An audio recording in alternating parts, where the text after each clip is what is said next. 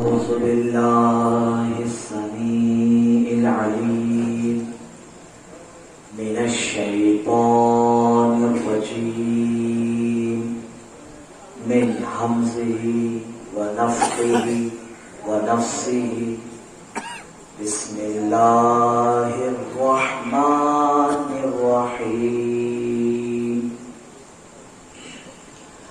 الحمد لله رب العالمين والصلاة والسلام على سيد الأنبياء والمرسلين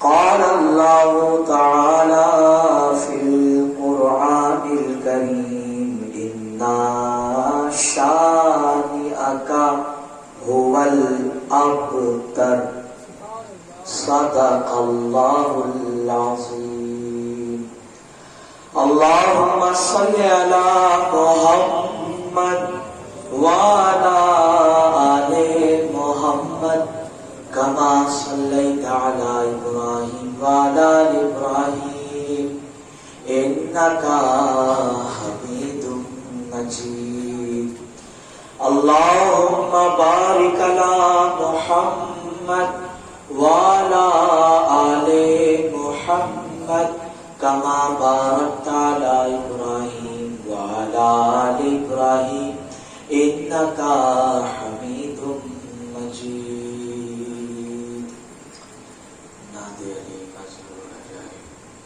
تجد مولا لك في النوائب كل هم وهم سيد وبولايتك يا عليم يا عليم يا عليم الصلاة والسلام عليك يا أبا عبد الله وعلى آلك وأصحابك يا أبا عبد الله باواز بلندر صلوات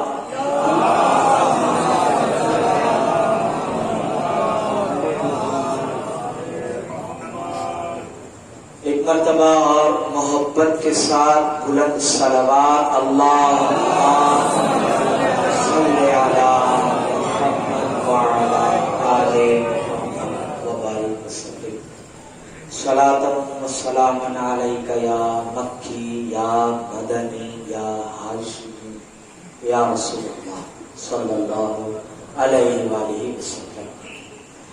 دینی بھائیوں، بزرگوں اور دوستوں، اللہ پاک کی توفیق اور اس کے فضل و کرم سے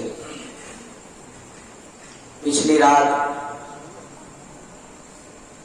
جو ہماری محفل ہوئی اس میں میں نے جس چیز کی آپ کو ایک ریکویسٹ کی تھی اس کو خیال رکھیے، بس یہ کہنا چاہتا ہوں، بھولنا نہیں۔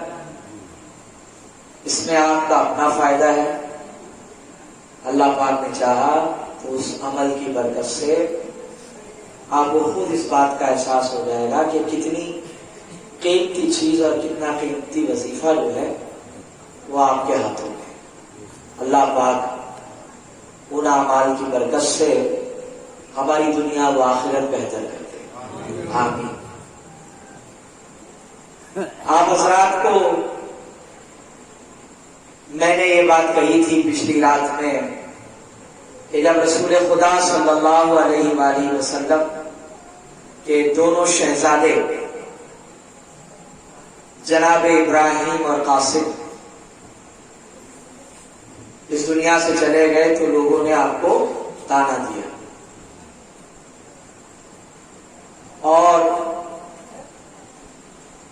اللہ نے اپنے محبوب کو تسلی دی اور جناب زہرا عطا فرمائی۔ یہ بات آپ سن چکے ہیں۔ میں نے کہا کہ سورہ کوثر جو ہے یہ منسوب ہے جناب زہرا سے۔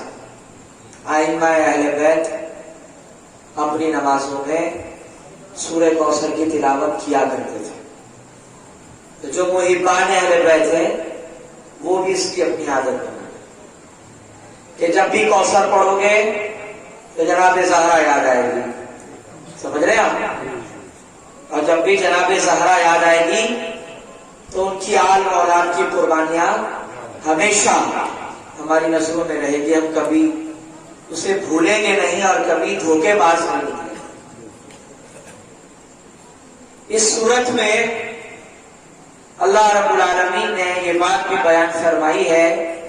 بسم اللہ الرحمن الرحیم. انا اعطیناک الکوثر فصلی لربک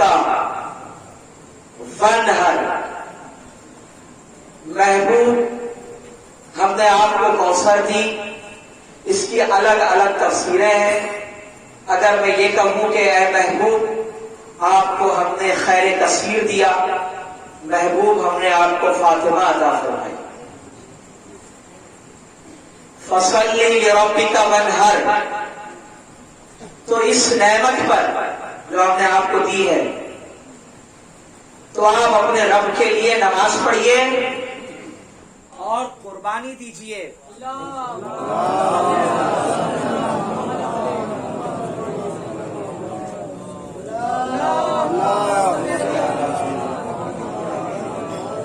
چلیے انشاءاللہ بات میری پہنچتی رہے گی. آپ بالکل وہ جو ٹارچ لے کر بیٹھے کوئی ضرورت نہیں، آپ آرام سے بیٹھے. مجھے آپ کے ہاتھوں کے درد کو شاید میں فیل کرنے لگوں. اس سے رہنے دیں، وہ آ جائے گی اپنے وقت پہ. بات جب سناٹا رہے گا بات پیچھے انشاءاللہ آرام سے پہنچ جائے گی. تو اللہ پاک نے اپنے محبوب سے کہا کہ جب ہم نے آپ کو فاطمہ دی ہے تو اس نعمت کے شکرانے پر آپ نماز پڑھیے. فصلی، نماز پڑھیے. وانحر، اور قربانی دیجیے. آپ یقین جانیے اس آیت کی پوری تفسیر ہے حسین ابن علی. سمجھ رہے ہیں آپ؟ اس آیت کی پوری تفسیر میں آپ حسین ابن علی کو دیکھیں گے جو رب العالمین کی بارگاہ میں سجود کیے شہادت کے وقت اور سجدہ کر کے اور اپنی آل و اولاد کی قربانیاں دے کر اس آیت کی تفسیر امت تک پہنچا رہے. فصلی لربک وانحر. محبوب اس شکرانے میں آپ نماز پڑھیے، رب کو یاد کریں اور قربانی دیں. تو حسین نے جو نماز پڑھی ایسی نماز نبی کے پاس صبح قیامت تک کوئی نہیں پڑھ سکتا. اور جو قربانی حسین نے دی، جو قربانی حسین نے دی ایسی قربانی صبح قیامت تک کوئی نہیں دے سکتا. اللہ نے ملت اسلامیہ اہل بیت زندہ ہیں قرآنی آیات میں. آپ محبت سے پڑھیے اور تفسیروں کے صفحوں کو الٹیے تب آپ کو پتا چلے گا کہ ہر آیات میں ہر جگہ نبی کی آل اور ان کے فضائل موجود ہیں. ان شانیۃ هو الابتر، یہ آخری ارشاد ہو رہا ہے جس کی میں نے تلاوت کی. اب یہاں سے میں اپنی بات رکھتا ہوں. میرا عنوان ہے آج سیرت حسن ابن علی علیہ السلام.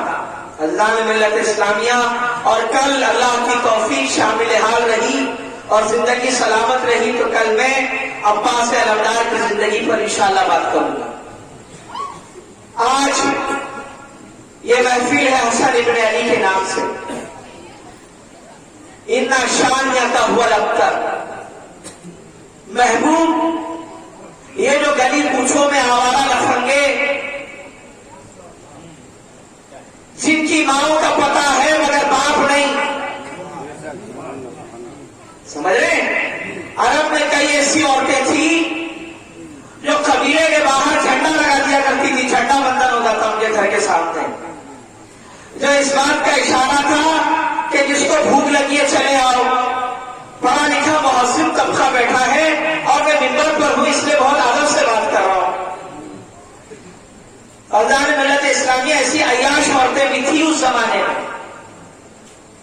تو باپ کے پتے نہیں ہوتے تھے تو اللہ نے اپنے محبوب کو تسلی دی کہ آپ مت گھبرائیے. یہ جتنے لوگ آپ کو تانا مارتے ہیں کہ آپ کی نسل اب بدتر ہو گئی. ابتر کہتے ہیں عربی زبان میں ختم، کٹ گئی. سمجھ رہے آپ؟ تو آپ کو آپ گھبرانا نہیں. ان شانیہ کا ہوا ابتر، محبوب ہم ان کی نسلیں برباد کر دیں گے. ہم ان کی نسل برباد کر دیں گے. اور اللہ رب العالمین نے جو انتظام کیا ان کی نسلوں کو برباد کرنے کا، وہ دو ہیں حسن اور حسین. جناب دیکھو اولاد جو ہے نسل باپ سے چلے گی، برابر. تو یہ خاصیت ہے رسول کائنات کی کہ اللہ رب العالمین نے ان کی نسل کو یعنی رسول کی اولاد کو جناب زہرا سے چلانا ہے. تو اللہ نے ان تمام ظالموں کے منہ کے اوپر تماچا مارا اور انا شانیہ کا ہوا الابتر آیت نازل فرمائی اور تسلی دی اپنے محبوب کو کہ آپ مت گھبرائیے، ہم نسل آپ کی چلائیں گے اور ان کی ساری نسلیں جو ہے وہ ختم ہو جائے گی.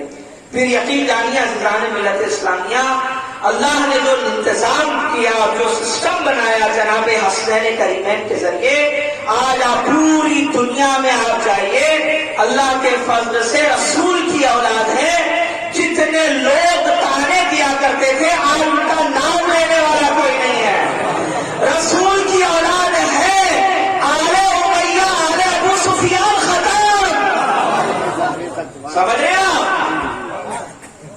آل ابو سفیان نہیں ہے آج. اور جتنے بدتمیز اور دشمن رسول کو تانا مارتے تھے، اگرچہ ان کے 8 9 10 لڑکے تھے، یہ جو حاکم شام بن کر جو منبر پر بیٹھ گیا، جس نے بیعت کا مطالبہ کیا، وہ بھی صاحب اولاد تھا، اس کو بھی لڑکے تھے یزید. مگر اللہ نے نسل ختم کر دی، نہیں چلنے کی نسل. تو عزیزان ملت اسلامیہ، تو جو دشمن آل رسول تھے اس زمانے میں، تو ان کو اولادیں تھی، لڑکے تھے، وہ شادی کرتے تھے، پھر ان کو اولادیں ہوتی تھی. تو ایک نے آ کر امام جعفر صادق علیہ السلام سے پوچھا کہ قرآن میں تو اللہ نے فرمایا ہے انا شانیہ هو الابتر کہ محبوب آپ مت گھبرائیے، ہم ان کی نسلیں ختم کر دیں گے، آپ کی نسل چلائیں گے. تو یہ جو اتنے ساری اولادیں ان کی ہے، تو اس کا مطلب کیا ہے؟ اس کا مطلب کیا ہے؟ بھیا نسل ختم، تو پھر یہ کہاں سے آ گئی؟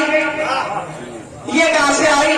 تو امام نے مسکرا کر جواب دیا، کیا تم نے پیغمبر کی وہ حدیث نہیں سنی جس پر رسول نے کہا کہ میری اہل بیت کا دشمن کبھی حلال زیادہ نہیں ہو سکتا؟ میری اہل بیت کا دشمن، میری آل کا دشمن کبھی حلال زیادہ نہیں ہوگا. تو یہ جتنے لوگ شادی کر کے اولادیں پیدا کر رہے تھے دشمنان اہل بیت، اگرچہ ان کی تعداد بڑھتی چلے گئی مگر اس میں کوئی بھی حلال کا نہیں تھا. اور یہ فتویٰ میرا نہیں ہے، یہ تو حدیث میں آپ صلی اللہ علیہ وسلم نے ہی بہت صاف لفظوں میں بات بیان کر دی کہ جو دشمن اہل بیت ہوتا ہے وہ کبھی حلالی نہیں ہوتا. تو ظاہری سی بات ہے کہ جب حلالی نہیں ہے تو وہ جو جھنڈے لگا لگا کر گھر کے باہر بیٹھ جایا کرتے تھے، انہی میں سے کسی کی اولادیں ہوگی. اور جو حلالی ہے وہ الحمدللہ آپ دیکھتے رہیے گا، کہیں بھی چلے جائیے، جب بھی ان کے سامنے آل رسول کا ذکر ہوگا وہ خوشی سے اچھل کے آپ کو داد دیں گے، وہ سبحان اللہ کہیں گے واہ بھائی کیا بات کہی آپ نے، بالکل حسین ایسے تھے، بالکل حسن ایسے تھے، بالکل جعفر صادق ایسے تھے. تو جو اہل بیت کے فضائل سن کے خوش ہو وہ حلال زادہ، اور جو فضائل سن کے گھبرا جائے سمجھ جائیے گا کہ وہ حرام زادہ. اب یہ گالی میں نہیں دے رہا ہوں، اس کو گالی نہ سمجھیے گا، یہ تو ایک پہچان ہے، سرٹیفکیٹ، اس کو گالی نہیں کہیں گے آپ. عزیزان ملت اسلامیہ، اللہ رب العالمین نے حسنین کریمین عطا فرما کے رسول اللہ کو جناب زہرا کے ذریعے پوری امت کے اندر آل رسول کو نافذ کیا. یاد رکھیے اگر یہ نہیں ہوتے تو زمین سبزیاں اگانا چھوڑ دیتی, آسمان برسات نازل کرنا چھوڑ دیتا, آسمان کی تمام تر نعمتیں, زمین کی تمام تر جو نعمتیں ہیں, یہ ساری نعمتیں اہل بیت کی وجود کی وجہ سے, اور زمین سے اگر سادات کا وجود ختم ہو جائے تو یوں سمجھ لیجیے گا کہ قرب قیامت کی شروعات ہو گئی. اللہ اللہ, جو پہلی نعمت جو اللہ رب العالمین نے جناب زہرا کو عطا فرمائی, اس عظیم نعمت کا نام ہے حسن ابن علی علیہ السلام. ایک دفعہ جناب ام الفضل نے خواب دیکھا. ہم اور آپ کے خواب دیکھتے ہیں.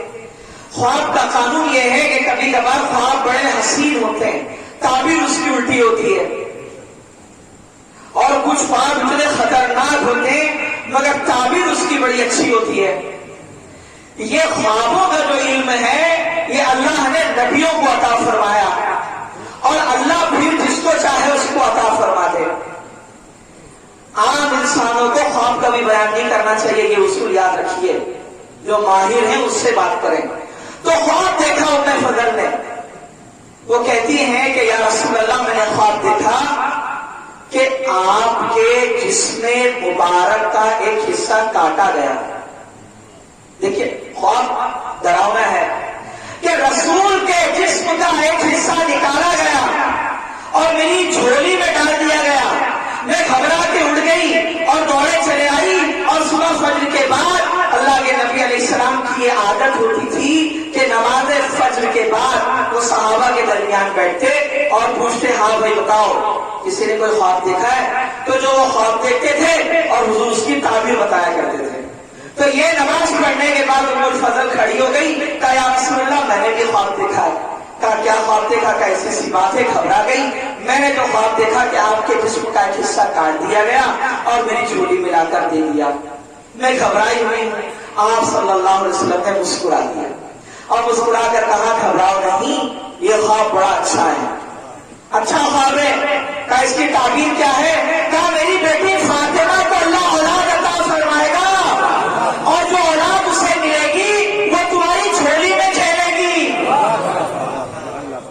میری بیٹی فاطمہ کو اللہ اولاد عطا فرمائے گا اور وہ اولاد تمہاری جھولی میں کھیلے گی. ہوا یہی عزیزان ملت اسلامیہ, رمضان کی 15 تاریخ تھی, رسول خدا صحابہ کے درمیان بیٹھے ہوئے تھے, گفتگو فرما رہے تھے. اچانک ایک آیا, اس نے رسول خدا سے کہا یا رسول اللہ مبارک ہو, جناب زہرا کے گھر میں اولاد ہوئی ہے. یا رسول اللہ مبارک ہو, جناب زہرا کے گھر میں اولاد ہوئی ہے. جب اولاد کی خوشخبری سنی, فرماتے ہیں صحابہ اللہ کے نبی بڑی تیزی سے اٹھے, مجلس میں بڑی تیزی سے اٹھے اور تیزی کے ساتھ روانہ ہوئے جناب زہرا کے گھر کی طرف. اور جیسے ہی پہنچے اللہ کے نبی, تو جناب زہرا کے گھر میں جو چاند آیا, جو چاند جناب زہرا کے گھر میں اترا, اللہ اللہ, اس چاند کو اپنے ہاتھوں میں لیا اور اسے پیار کیا اور کہا کہ یہ میرا بیٹا ہے. دیکھیے حسن نبی کے بیٹے ہیں اور یہ فیصلہ قرآن میں ہے, ابنانا و ابناکم, یہ یہاں سے دلیل ہے. سمجھ رہے ہیں آپ آیت مباہلہ. تو اللہ نے ملت اسلامیہ, تو جب رسول نے کہا یہ میرا بیٹا ہے تو حضور کو اب اختیار ہے کہ اس کا نام رکھے. علی نے نام نہیں رکھا, جناب زہرا نے نہیں رکھا, نام رکھ رہے ہیں رسول خدا. اور کیا کہا میں اس کا نام رکھتا ہوں حسن. یہ وہ انوکھا نام ہے جو آج تک اسلامی تاریخ میں رسول خدا کی اور اس سے پہلے کسی نے اپنی اولاد کا نام نہیں رکھا. سمجھ رہے ہیں آپ؟ کسی نے آج تک حسن نام اپنے بچوں کا نہیں رکھا، یہ حضور نے رکھا اپنی اولاد کا نام حسن۔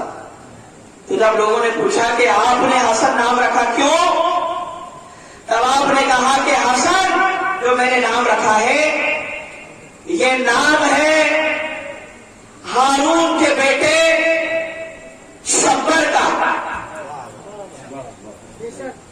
ہارون علیہ السلام ان کی اولاد تھی، ان کی اولاد کا نام تھا شبر اور شبیر، تو شبر نام رکھا حسن کا۔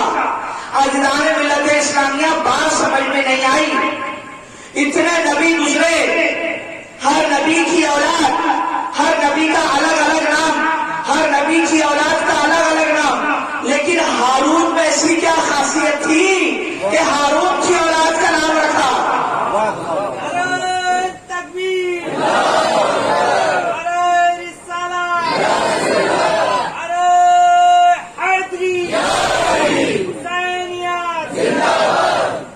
سمجھنے والی بات ہے نہیں بھائی؟ جناب ہارون میں ایسی کیا کوالٹی تھی کہ ان کی اولاد کا نام سلیکٹ کیا گیا اور رسول اللہ نے اپنے بچے کا نام رکھا؟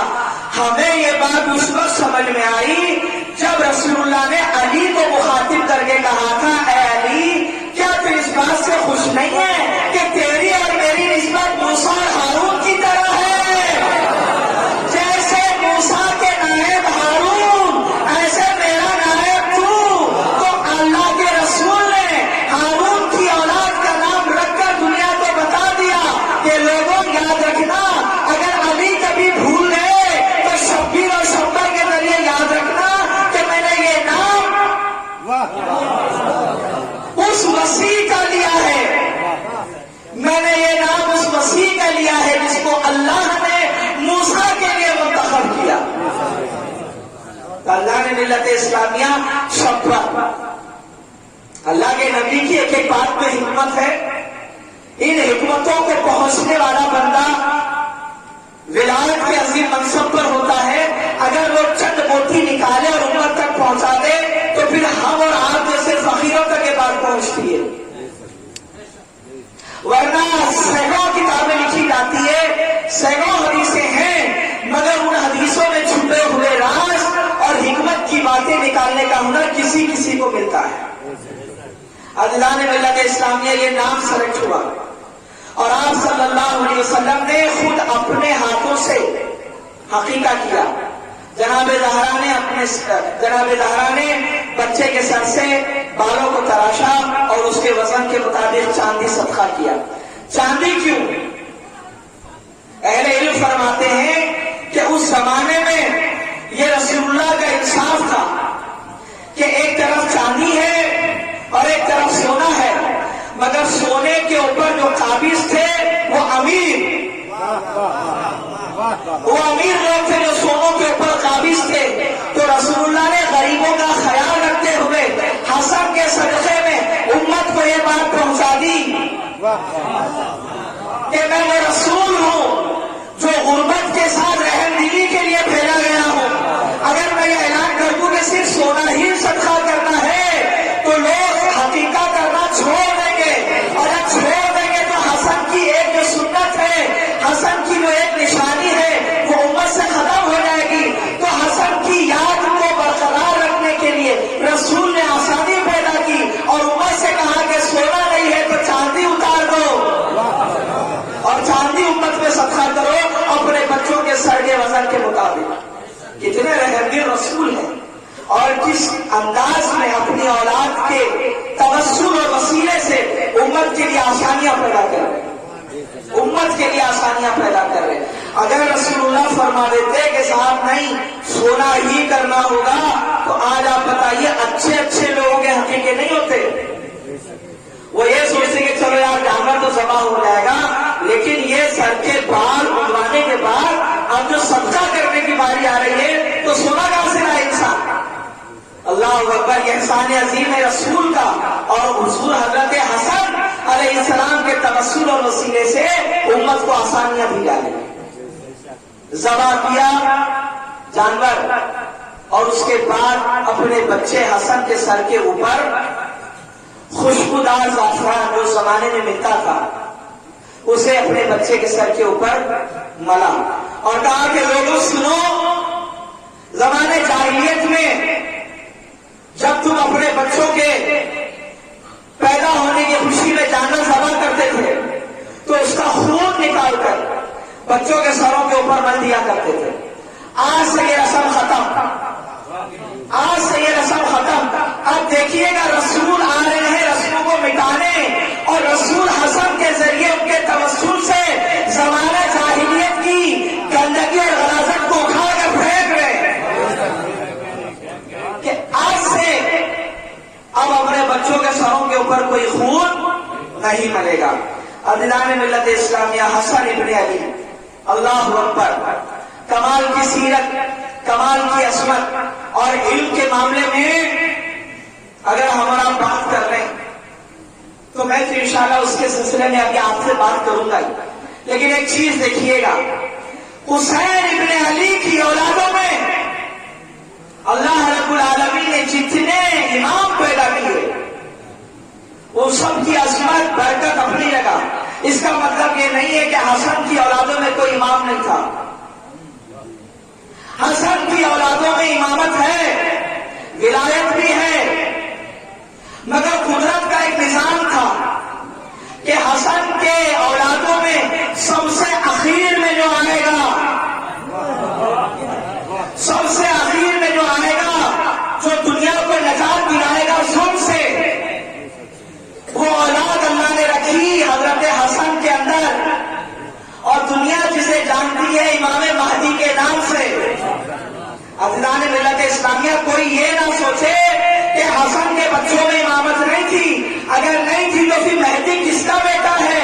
دنیا کو ماننا پڑے گا کہ صرف حسین کے بیٹے امامت نہیں بلکہ حسن کے بیٹوں میں بھی امامت ہے. اور امامت کی سب سے آخری کڑی جناب مہدی حسن کا بیٹا ہے.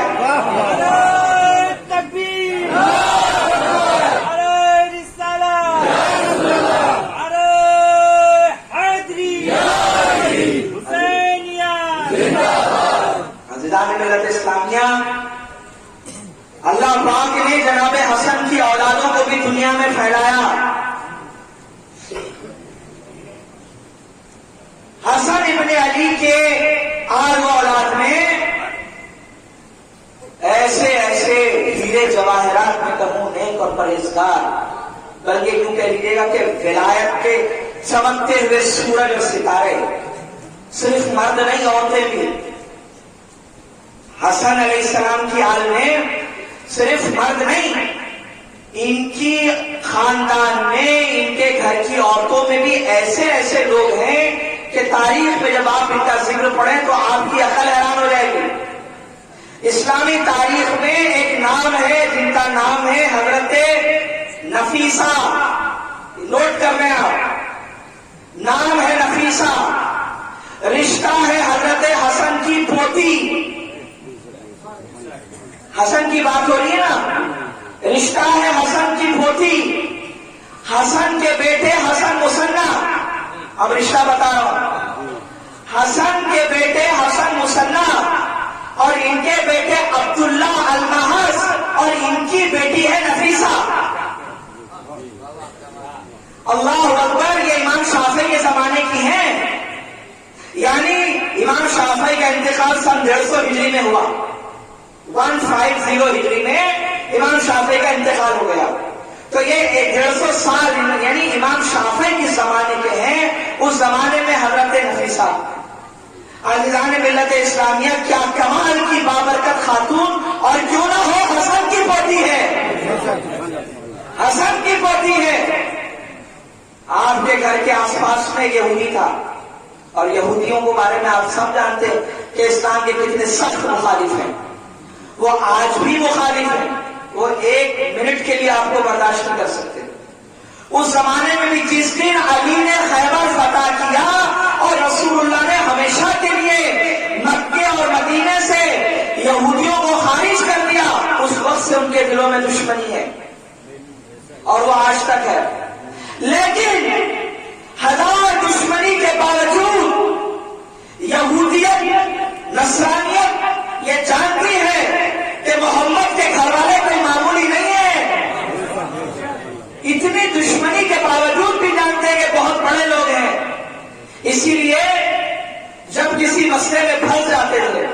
تو چھپکے چھپکے سے کہیں لوگ نہ دیکھ لیں اور ہمیں تانا نہ ماریں کہ یار زندگی بھر محمد کے خلاف ہے، اب جب ضرورت پڑی تو ان کے گھر چلے جا رہے ہیں. تو یہ کوئی تانا نہ مارے. اس کے لیے عزیزان ملت اسلامیہ جب اس کی بیٹی کو ہوا پیرالائز، لقوا، تو یہ سوچتا رہا کہ کیا کروں، دنیا بھر کے علاج کرتا رہا مگر ٹھیک نہیں ہوئی. اور ہوگی بھی کیوں؟ کیونکہ قدرت نے علاج کہیں اور رکھا ہے. زہرا کی بیٹیاں بھی شفا بانٹے گی. عزیزان ملت اسلامیہ یہ پریشان ہوا کیا کروں. دیکھیے اگر باپ کی بیٹی لگڑی لولی ہو تو باپ وہی آدھی موت پڑ جاتا ہے، کیونکہ جیسے جیسے یہ جوان ہوگی تو اس کو فکر ہوگی کہ لنگڑی اپاہج کو لے کے جائے گا کون. اس کے لیے لاکھوں روپیہ ڈال کر ٹھیک کرنے کی کوشش کی جاتی ہے. اس نے بھی وہی کیا. اس زمانے کے جتنے پیسے لگتے تھے لگائے مگر صاحب وہ لکھنؤ پیرالائز ٹھیک نہیں ہوا. ایک دفعہ چپکے سے جناب نفیسہ کے گھر پہنچا. اللہ اللہ کیا شان ہے حسن ابن علی کی پوتی کی. وہ عظیم شہزادی وضو کر رہی تھی باہر اور کہا شہزادی کسی سے کہیے گا نہیں میری بیٹی ہے بیمار، بہت علاج کر دیا مگر ٹھیک نہیں ہوتی، آپ دعا کر دیں اللہ ٹھیک کر دے گا. کیا کریم خاندان کے لوگ ہیں، کسی سے مسلک نہیں پوچھتے کہ تو کون سے مسلک فرقے سے آیا ہوا ہے. یہ اہل بیت کی شان ہے کہ مصیبت زدہ آئے تو دعائیں کرتے وقت کبھی نہیں پوچھا کہ صاحب تمہارا مسلک کیا ہے اور تم کس مذہب اور عقیدے سے تعلق رکھتے ہو. اللہ اکبر. جناب نفیسہ نے کہا کہ رک جا. سکون کے ساتھ وضو کیا. وضو کرنے کے بعد جب تھوڑا سا پانی بچ گیا تو کہا ادھر آ اور یہ پانی لے جا، اپنی اولاد کے اوپر ڈال دینا. وہ چپ چاپ پانی لے کر گیا. اللہ کی قسم اس کا ایمان اتنا مضبوط تھا، وہ جانتا تھا کہ اب یہ پانی نہیں آب زمزم کی طرح شفا یابی ہے. جو پانی اسماعیل کے قلبوں سے نکلے وہ زمزم، جو زندگی عطا کر دے اور جو در رسول کے گھر سے نکلے پانی پہلے تھا پانی مگر جب زہرا کی بیٹی چھو دے تو اب پانی نہ رہا، شفا یابی والا ذریعہ بن گیا.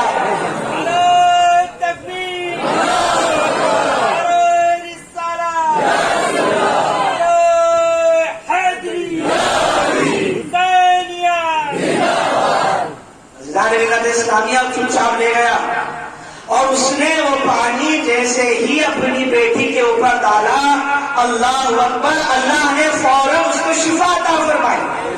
شفا ہو گئی، صاحب وہ لڑکی ٹھیک ہو گئی. اور اس کے بعد اس یہودی نے جناب حسن ابن علی کی پوتی کے حوالے سے پورے گاؤں میں مشہور کر دیا کہ لوگوں یہ حسن کی جو پوتی ہے اس کو معمولی نہیں سمجھنا، یہ وہ ہے کہ جس نے میری مردہ بیٹی کو زندگی عطا فرما دی. اب اتنی کرامت مشہور ہوگی صاحب، اتنی کرامت مشہور ہو گئی کہ اب بیمار جو ہے وہ گھروں کے باہر لائن لگانے لگ گئے. سمجھ رہے ہیں؟ جتنے بیمار تھے وہ جناب حسن کی پوتی کے گھر کے باہر لائن لگا رہے ہیں اور کریم اہل بیت جو ہے وہ سب کو دعاؤں سے نواز رہی اور سب کو شفا یابی ہو رہی. تو یہ خبر امام شافعی کو لگ گئی اور امام شافعی اہل بیت کا دیوانہ، اہل بیت سے محبت کرنے والا، جس کے اندر اتنا گٹس ہو کہ بنو امیہ کے ظالم حکمرانوں کی آنکھوں میں آنکھیں ڈالے اور ان کی حکومت کے آوارہ نفقوں کی آنکھوں میں آنکھیں ڈال کر یہ کہے کہ اگر محبت علی شیعت کی دلیل ہے تو سن لو کہ میں راضی ہوں. دیکھیے وکالہ رفظ کی آواز آئی ہے وہاں پر. سردار ملت اسلامیہ جب امام شافعی کو پتا چلا کہ یہ اتنی بڑی ذات ہے تو امام شافعی ان کے دروازے پر پہنچے اور پھر ان کے دروازے پر آنے جانے کا سلسلہ چلتا رہا.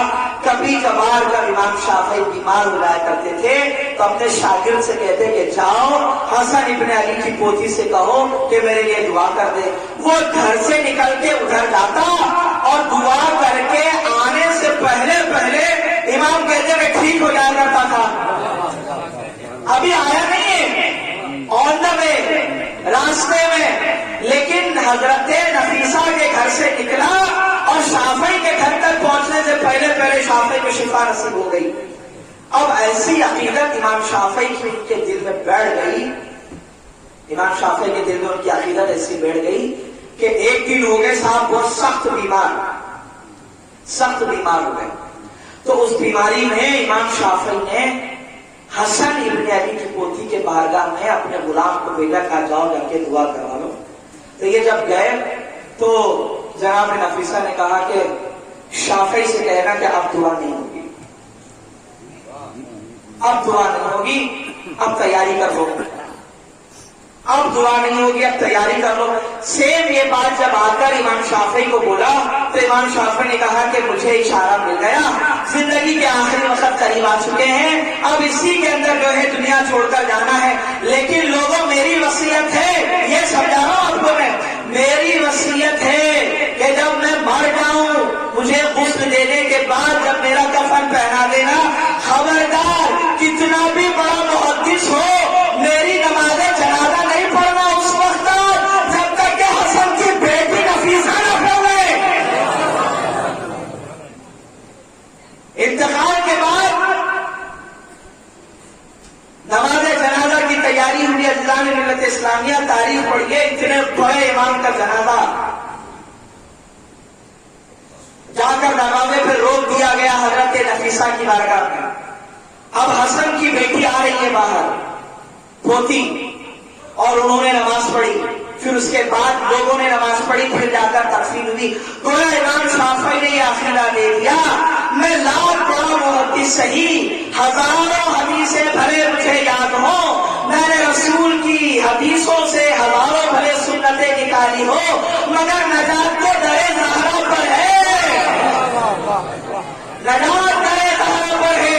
اگر زہرا کی اولادیں اگر ہمارے لیے مغفرت کی دعائیں کر دے تو ایک طرف علمی خدمت اور تنہا نجات کے لیے ان کی دعائیں کافی ہے اوپر کے لیے.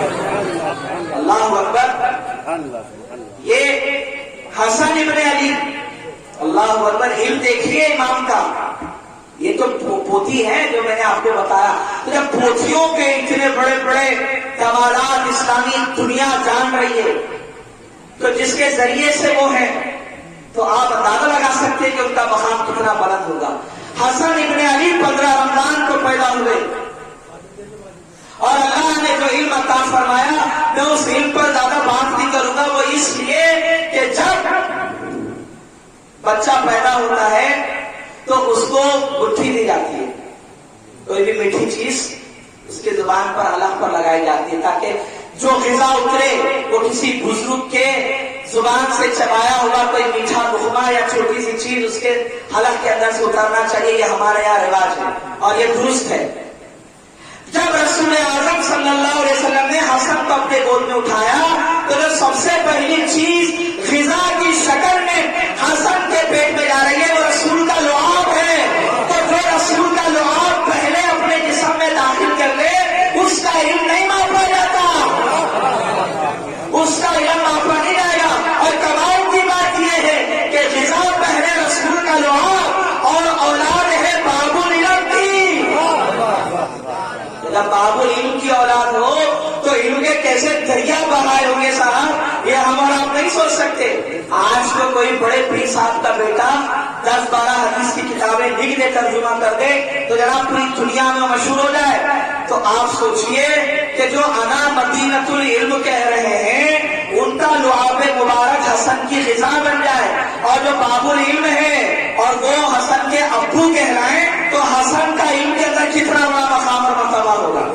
ہم نے بڑے بڑے صحابہ اور تابعین کو دیکھا کہ حسن بیٹھے ہیں اور لوگ اسے علم حدیث حاصل کر رہے ہیں، علم پہنچا رہے ہیں. حسن جو علم آیا ہے اس کو بانٹو، اور یہی ہے اہل بیت کا طریقہ کہ اہل بیت کے ائمہ نے کہا کہ علم حاصل کرو اور اس علم کو لوگوں میں تقسیم کرو تاکہ لوگ ائمہ اہل بیت کی معرفت کو پہچانیں. آج لوگ جو ائمہ اہل بیت کی معرفت سے ناآشنا ہے اس کی وجہ یہی ہے کہ سسٹم بلاک کر دیا گیا. تھوڑا بہت پڑھے چلے گئے، تھوڑا بہت پڑھے چلے گئے. نہیں صاحب، یہ علم بہت وسیع ہے. اللہ اکبر. ہر خوبی آپ امام حسن میں پائیں گے. سخاوت، اللہ اکبر، اس کی تو مثال ہی نہیں ملتی کہ کیا سخاوت ہے. سخی گھرانے کے لوگ ہیں، آنے والوں کو کبھی مایوس نہیں لوٹایا. جب ان کی والدہ نے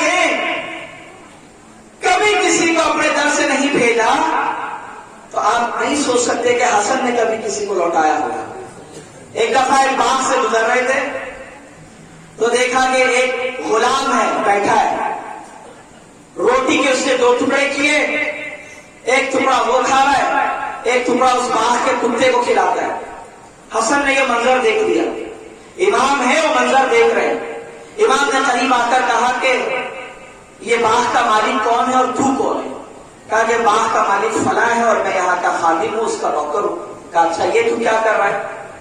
کہا کہ امام میں آدھی روٹی کھاتا ہوں اور ایک ٹکڑا اس کتے کو کھلاتا ہوں. کہا کیوں؟ کہا اس لیے کہ میں نہیں چاہتا کہ یہ اللہ کی مخلوق ہے اور اس کے سامنے میں کھاؤں اور اپنا پیٹ بھر لوں اور یہ بھوکا رہے, یہ بھوکا رہے. تو امام کو اتنی پسند آئی یہ بات, تو امام نے کہا کہ سو ادھر ہی بیٹھ, جانا نہیں یہاں سے جب تک میں لوٹ کر نہیں آؤں. امام گئے, اس باغ کے مالک کا پتہ کیا کہاں رہتا ہے. امام نے کہا سنو تمہارا باغ کتنی قیمت کا ہے؟ کہا امام اتنی قیمت کا. منگایا پیسے رکھ دیا, کہا کہ آج سے باغ میرا, میں نے خرید لیا.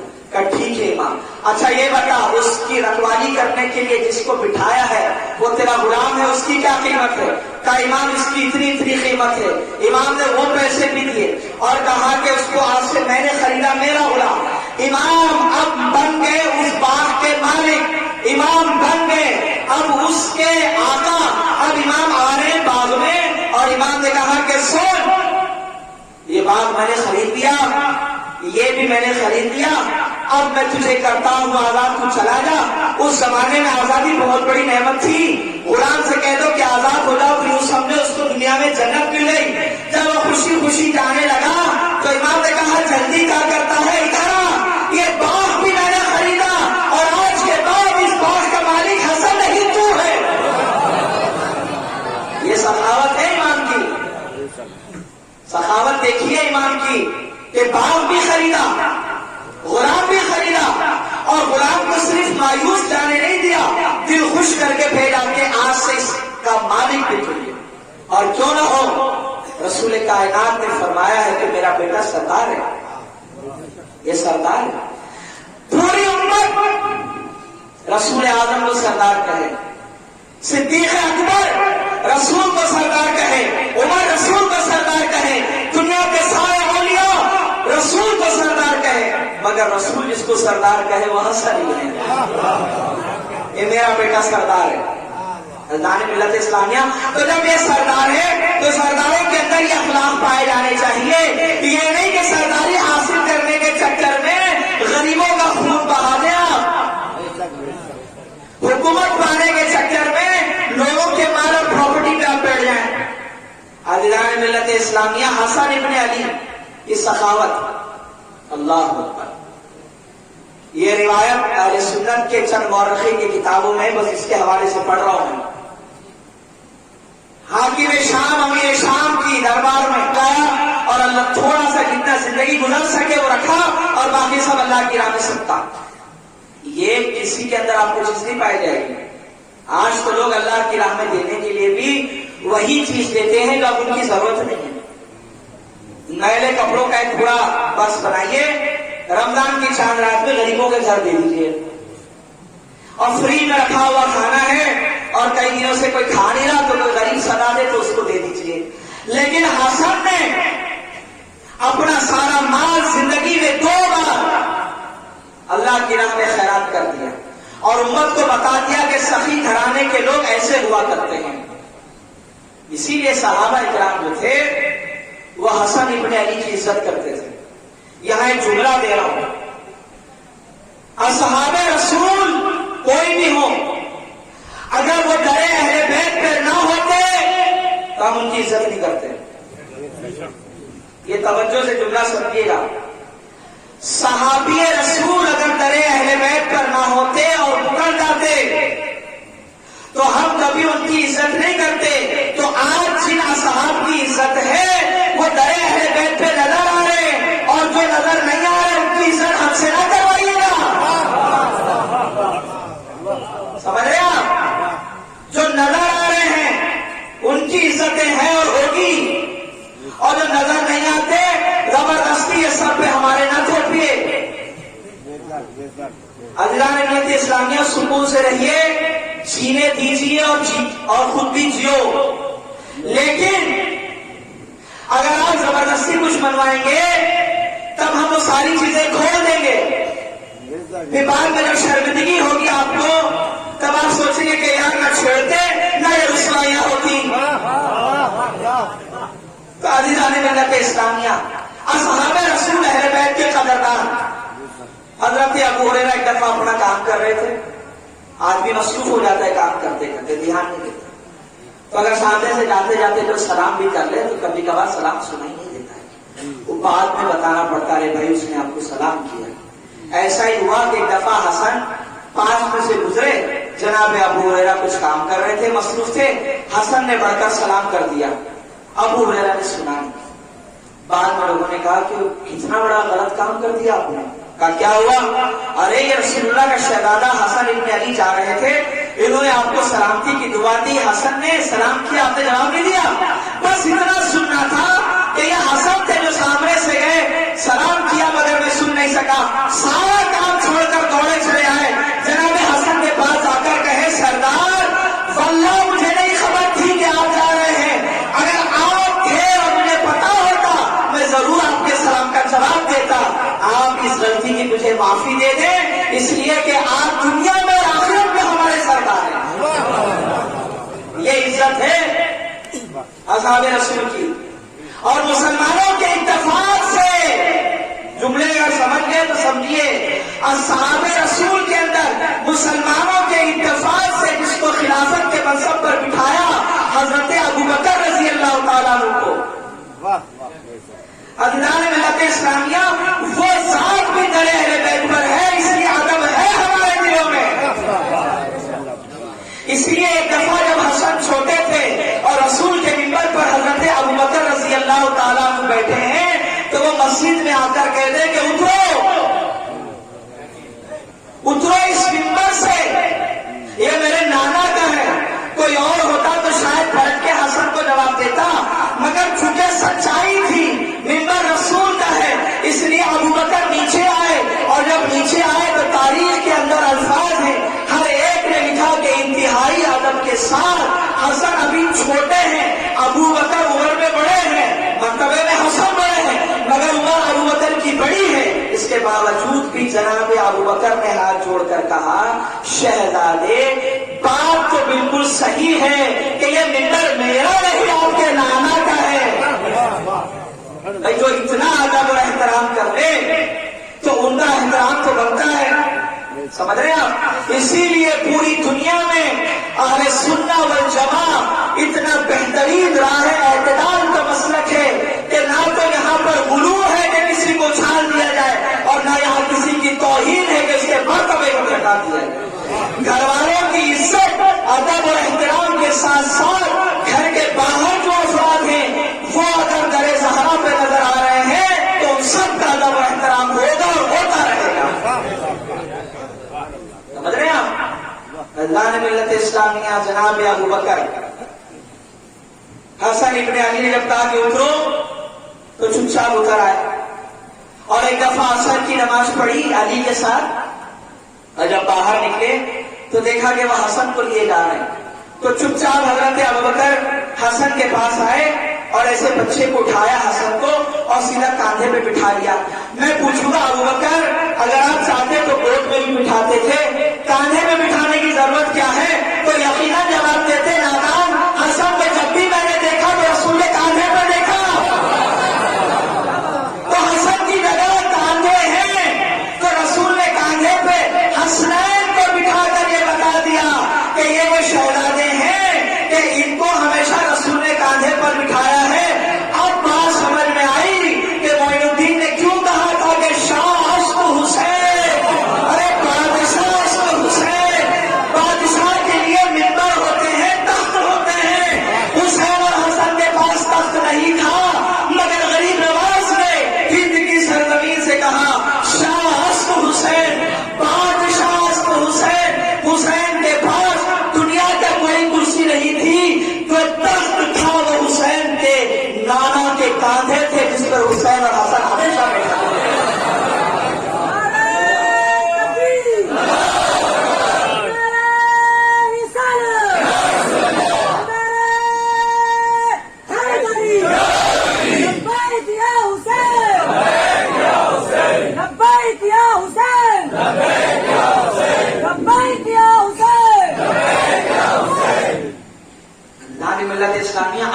بات آئی ہمارے بادشاہوں کو کرسیوں کی ضرورت ہوتی ہے جس پر وہ بیٹھتے ہیں. حسین بادشاہ ہے، حسن بادشاہ ہے، اور اس سے بڑا تخت کیا چاہیے کہ رسول نے اپنے کاندھوں پہ لیے گھوم رہے ہیں. اللہ نے ملت اسلامیہ تو جناب ابوبکر نے ان کو گود پہ نہیں کاندھے میں بٹھا لیا اور کہنے لگے علی سچ بات تو یہ ہے کہ حسن تمہاری طرح نہیں دکھتے، حسن تمہاری طرح نہیں دکھتے، یہ ہو بہو رسول کی طرح دکھتے. میں کہوں گا جناب ابوبکر قرآن خود کہہ رہا ابنانا و ابناکم، تم اپنے بیٹے آؤ ہم اپنے بیٹے آئیں گے. جب اعلان ہوا تو رسول نے حسن اور حسین کو لے کر گئے تھے. تو ظاہری سی بات ہے کہ یہ رسول کے بیٹے، تو جب رسول کے بیٹے تو شبیہ بھی رسول کی ہوگی، جب رسول کے بیٹے ہیں تو شباہت بھی رسول کی ہوگی. اللہ اکبر. ازدان ملت اسلامیہ ہر تاریخ میں تمام روایات میں آپ پڑھ لیں اصحاب رسول کا ادب و احترام اہل بیت کے لیے. حضرت عمر کی اتنی بڑی حکومت میں بھی مصروفیت کے باوجود بھی حضرت عمر نے ان کے حقوق کو ادا کرنے میں کوئی کمی نہیں کی. اور ایک دفعہ جب مال غنیمت آیا تو وہ سارا مال اور کپڑے کرتے یہ سب تقسیم کر دیے، اور جناب حسن اور حسین کو بھی، دونوں شہزادوں کو بھی ملا، مگر جو کوالٹی تھی کپڑوں کی وہ اتنی اچھی نہیں تھی. تو جب شہزادوں نے وہ کپڑے پہنے تو جناب عمر نے پوچھا کہ کیا یہ وہی کپڑے ہیں جو آئے تھے جو ہم نے تقسیم کیے؟ تو لوگوں نے کہا کہ ہاں یہ وہی کپڑے. تو فوراً اسی وقت اس زمانے کے گورنر کو خط لکھا بحرین کے، اور عمر نے کہا کہ سنو شہزادوں کے لیے تو اعلیٰ اور بہترین اور نفیس کپڑے خرید کر بھیجو، اس لیے کہ حسنین کریمین یہ جنتی نوجوانوں کے سردار ہیں، اور سردار ایسے معمولی کپڑے نہیں پہنتے. تو جو کپڑے لا کر دیے ہیں حضرت عمر نے تو ازلان ملت اسلامیہ نفیس کپڑے خیال رکھا ہے عمر. سمجھ رہے ہیں آپ؟ اللہ اکبر. ایسا خیال رکھا. یہ ساری باتیں اہل سنت کی روایات میں ہے، ساری باتیں. اور ایسا خیال رکھا کہ ایک دفعہ جب مال اور دولت آئی، توجہ میری طرف، جب مال اور دولت آیا تو حضرت عمر نے ایک سسٹم بنایا کہ سب سے پہلے یہ مال اور دولت ان لوگوں کو تقسیم کیا جائے گا جو نسب میں اور مرتبے میں بڑے ہیں. نسب اور مرتبے میں بڑے لوگوں کی پہلے ایک لسٹ بنائی، اس میں لسٹ کے اندر رسول اللہ کے خاندان کے لوگوں کا نام پہلے لکھا، اس میں علی کا نام، عباس کا نام، یہ سارے نام جو ہیں بنو ہاشم کے پہلے لکھے، اور اس کے بعد میں بدر والوں کے، پھر اوہد والوں کے، اور تقسیم کرتے رہے. تو جو اعلیٰ درجے کے جو بڑے بڑے لوگ تھے تو جناب عمر نے کہا کہ خبردار اس میں حسنین چھوٹنا نہ پائے، حسن کا بھی نام لکھ دینا اسی لسٹ میں، اور حسین کا بھی نام اسی لسٹ کے اندر لکھ دینا. اور پھر لوگ مال آئے تو پہلے وہاں تقسیم کیے. تو ان کے بیٹے نے دیکھا کہ مجھے 500 ملے، حسن کو 1000 اور حسین کو 1000. تو یہ تو سمجھ میں نہیں آئی بات.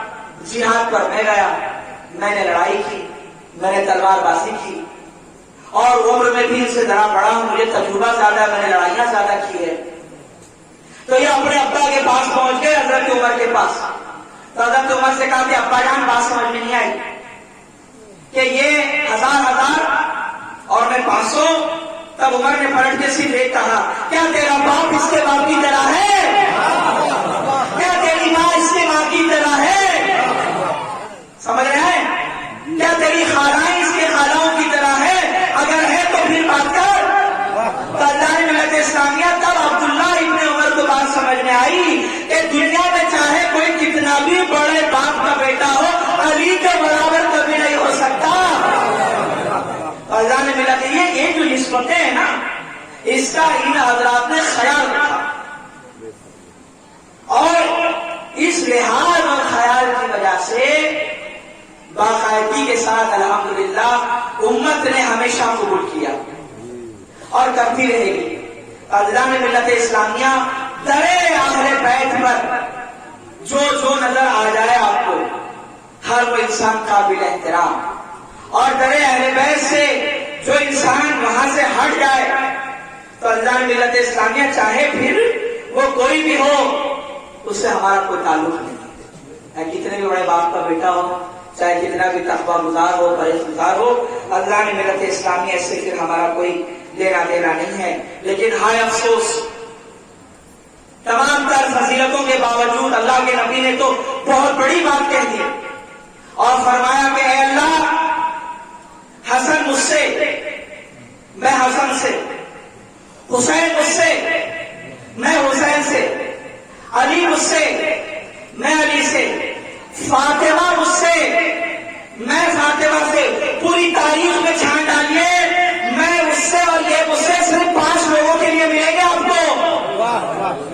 پوری روایات کے اندر صحیح الاسناد کے ساتھ اگر روایات آ رہی ہے تو ان 5 کے علاوہ آپ کو کوئی ایسا نہیں ملے گا جس کے بارے میں رسول نے یہ کہا کہ یہ مجھ سے ہے اور میں اس سے ہوں۔ کبھی رسول حسن کے لیے کہہ رہے کہ یہ حسن مجھ سے ہے، یہ میرا بیٹا ہے اور میں اس سے ہوں۔ عزیزان ملت اسلامیہ، اور ایک دفعہ اللہ کے نبی نے دعا کرتے ہوئے کہا کہ الہی، حسن سے مجھے محبت ہے، تو بھی اس سے محبت کر، اور جو حسن سے محبت کرے، اور اس پر جملہ نہیں ہوتا اللہ کے نبی نے کے بعد آگے بڑھا دی، ساتھ میں ایک جملہ اور جوڑ دیا۔ اللہ کے نبی نے کہا یا اللہ، حسن سے میں محبت کرتا ہوں، تو بھی حسن سے محبت کر، اور جو حسن سے محبت کرے اور اس کے باپ اور اس کی ماں سے بھی محبت کرے۔ پتا چلا کہ حسن کی محبت ادھوری ہے جب تک علی اور زہرا اس میں شامل نہ ہو۔ تو بھی ان سے محبت کر، اور جو ان کے دشمن ہیں وہ میرے دشمن، تو بھی ان سے دشمنی رکھ۔ عزیزان ملت اسلامیہ، امت کو اتنا سمجھانے کے باوجود، اتنی نصیحت کرنے کے باوجود بھی پھر وہی کھیل کھیلا جو اس کو نہیں کھیلنا چاہیے تھا۔ تعجب کی بات ہے، شرابی اور آوار لوگوں کو کہا امیر المومنین۔ امیر المومنین کے لقب کا مطلب ہوتا ہے مومنوں کا امیر۔ کبھی یزید کے بارے میں جملے ملیں گے یہ امیر المومنین ہے، کبھی مروان جیسے منحوس کے لیے جملے ملیں گے یہ امیر المومنین ہے۔ عزیزان ملت اسلامیہ، کبھی ہشام اور کبھی ملک کے بارے میں ملے گا کہ یہ امیر المومنین ہے۔ جب آپ ایسے آوارہ گنڈے اور بدماشوں کو امیر المومنین کہیں گے تو دنیا پریشان تو ہوگی کہ جب ان کا امیر ایسا ہے تو پھر ان کے ماننے والے کیسے رہیں گے؟ سمجھ رہے ہیں آپ؟ فرزان ملت اسلامیہ، ہمارا امیر حسین ہے، ہمارا امیر حسن ہے، ہمارا امیر علی ہے۔ عزیزان ملت اسلامی، اتنا سمجھانے کے باوجود بھی امت نے چالاکی کی۔ اس میں پہلی چالاکی یہ کی کہ کہا کہ دیکھو صاحب، حسن بہت نرم دل آدمی تھے، ہمیشہ سلا کر لیا کرتے تھے، سمجھ رہے؟ وہ لڑتے کچھ نہیں تھے۔ حسین کے اندر لڑنے کی عادت تھی، وہ لڑتے تھے، اسی لیے دیکھو حسن نے سلا کر لی اور حسین نے لڑائی کی۔ اللہ ملت اسلامیہ، ہم کہیں گے آپ سے کہ اگر آپ کو حسن کی بہادری دیکھنی ہے تو صفین میں آئیے، پھر دیکھیے کہ علی کے بیٹے کے تلوار کے نیچے کون کون آ رہا ہے۔ آپ جمل میں آ جائیے اور دیکھیے کہ کیا حسن وہاں جوہر دکھا رہے ہیں، کبھی خوارج کو مارتے ہوئے نظر آ رہے ہیں۔ ارے یہ بہادر باپ کا بیٹا ہے، سنا پسند نہیں، یہ بہادر باپ کی اولادیں ہیں۔ عزیزان ملت اسلامیہ، ان کے کیریکٹر کو خراب کرنے کے لیے یہ بات رکھی گئی اور کہا کہ دیکھو صاحب، یہ ہمیشہ سلا کرتے تھے اور شادیاں کرتے تھے۔ بھائی شادی کرنا کوئی بری بات نہیں ہے، نکاح ہونا چاہیے، بالکل ہونا چاہیے، اسلام نے اجازت دے رکھی ہے۔ ایک وقت میں 4 بیویوں کو سیم ویسا ہی کھلا پلا اور اڑا سکتے ہو تو کرو۔ ہمارے نوجوان کہتے ہیں نا بھائی اسلام میں تو بھائی 4 کی اجازت ہے، مگر اس وقت پیارے جیسا سلوک تو پہلی کے ساتھ کر رہا ہے سیم سلوک تو چوتھی کے ساتھ بھی کرے، سمجھ رہے ہیں؟ پہلی والی کو لا کر دے سونا اور دوسری والی کو آپ لا کر دے چاندی، تیسری والی کو آپ لا کر دیں بینٹیکس کے بنے ہوئے نکلی زیورات، اور چوتھی کے اوپر آپ ظلم کریں، اس کی اجازت نہیں۔ تو شادی میں ممانعت نہیں ہے۔ لیکن انہوں نے کہا کہ کام کرو، حسن کے بارے میں یہ بات پھیلا دو کہ حسن ابن علی صاحب بہت نکاح کرتے تھے کثرت سے. تو جھوٹے مکار راویوں نے لکھا کہ حسن ابن علی نے 300 نکاح کیے، ایک نے لکھا 200 نکاح کیے، ایک نے لکھا 100 نکاح کیے. صاحب آپ رسول کے اولاد کی زندگی لکھ رہے ہیں. نکاح کر کے طلاق دینا، آج نکاح کل طلاق، آج نکاح کل طلاق، یہ مذاق ہے. اللہ کے نبی کی شریعت کا حکم یہ ہے کہ حلال چیزوں میں سب سے بدترین چیز جو اللہ کو ناپسند ہے وہ ہے طلاق. ارے نادان ظالم، حسن کی سیرت لکھتے وقت جب تو نے یہ جملے لکھے کہ حسن 100 نکاح کر کے طلاق پہ طلاق دیتے تھے، تو شاید یہ بھول گیا کہ حسن وہ ہے جس کے گھر میں وحی نازل ہوتی ہے اور رسول کی اولاد ہے، اور رسول کا حکم یہ ہے کہ حلال چیزوں میں سب سے ناپسندیدہ چیز طلاق ہے. تو جو چیز ناپسندیدہ ہو وہ رسول کا بیٹا کیسے کر لے؟ تو جو چیز ناپسندیدہ ہو وہ رسول کا بیٹا کیوں کرے؟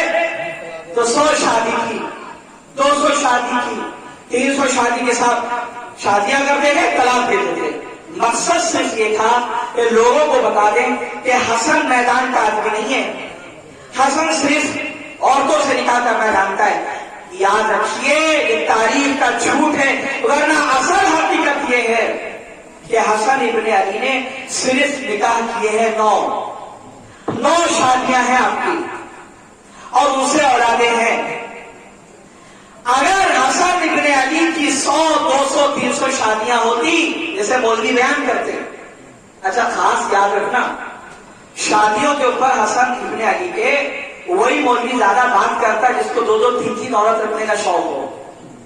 سمجھ رہے ہیں آپ؟ جس کو بار بار نکاح کرنے کا شوق ہوتا ہے مولویوں میں، وہی یہ ساری چیزیں بیان کریں گے. فضائل ملت اسلامیہ اگر حسن ابن علی نے 300 200 نکاح کیے ہوتے تو آج پوری دنیا کے اندر حسنی سادات کی کثرت ہوتی. مگر حسینیوں کی کثرت یہ بتا رہی ہے کہ حسنی اگرچہ کم ہے مگر حسینیوں کی تعداد زیادہ ہے، کیونکہ آئمہ زیادہ تھے اور ان کی اولاد کثیر تھی. فضائل ملت اسلامیہ یہ تاریخ کا جھوٹ. اور پھر دوسرا جھوٹ یہ بولا گیا حسن ابن علی کے اوپر کہ جب ان کی زندگی کا آخری وقت آیا تو ایک دفعہ حضرت حسن نے خواب دیکھا. کہ خواب میں وہ دیکھتے ہیں کہ وہ خواب میں پڑھ رہے ہیں قل هو اللہ احد اللہ الصمد لم یلد ولم یولد ولم یکن له کفوا احد. سورہ آپ نے پڑھتے ہوئے خواب میں دیکھا.